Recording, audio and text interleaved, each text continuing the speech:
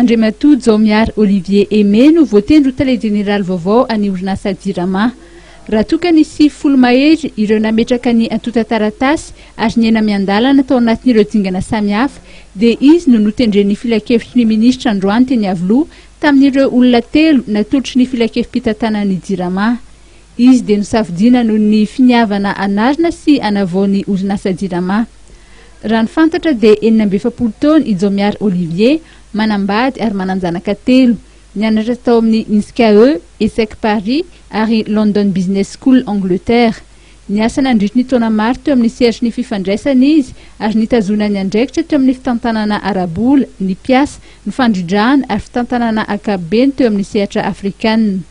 Voalaza fa manana traikefa voasedra amin'ny fanarenana orinasa lehibe sy ny fandridrana asa amin'ny orinasa manana tambazotra lehibe sy mitsandrahaka izy. Manana traikefa voaporofo ihany koa amin'ny fahaizana miandraikitra ny lafiny ara-piarahamonina sy sosialy eo anivon'ny orinasa.